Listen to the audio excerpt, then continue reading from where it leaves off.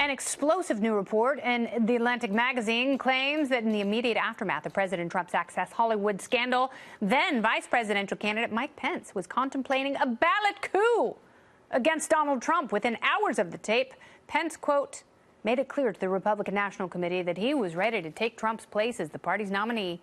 And a small group of billionaire donors were weighing the possibility of paying Donald Trump $800 million to drop out of the race. But Pence put Pence atop the ticket and drafted Condi Rice as his running mate. The president's former chief of staff, Reince Priebus, has called the story 100% false. But in such a crazy election, could this harebrained scheme have actually been true? Joining me now from Reason Magazine, the features editor, Peter Suderman. Welcome back to the show, Peter.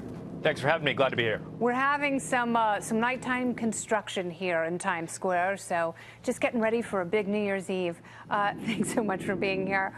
I love this story so much because $800 million is so much money, and it's really funny to me the idea that Donald Trump was presented with this and went, nah, no, I'll pass. I'll take my chances.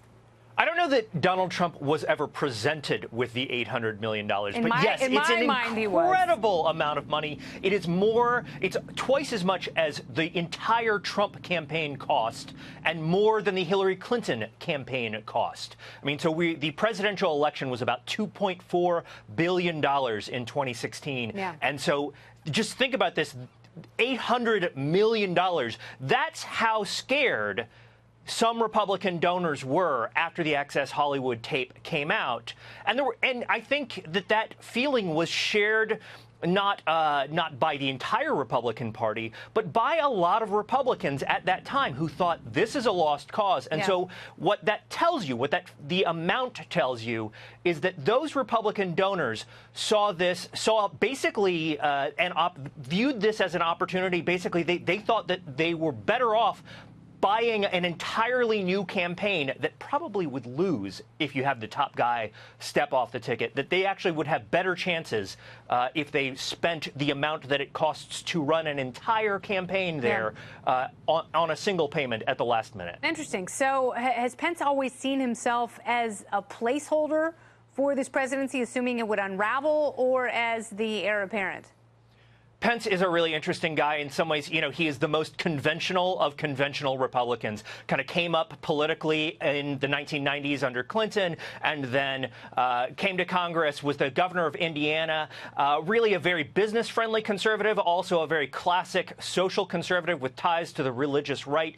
And he started out being kind of critical of Trump, actually saying that Trump's Muslim ban proposal was unconstitutional. Said this on Twitter. This was not like a privately reported thing, and then ended up accepting the vice presidential nomination, right?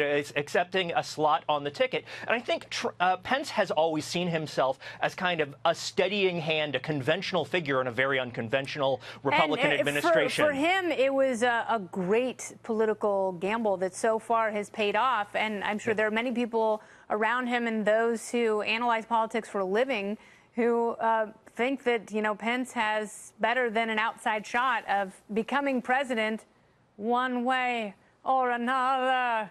I said it. I sang it. Peter Suderman, Computerman, thank you so much for your time.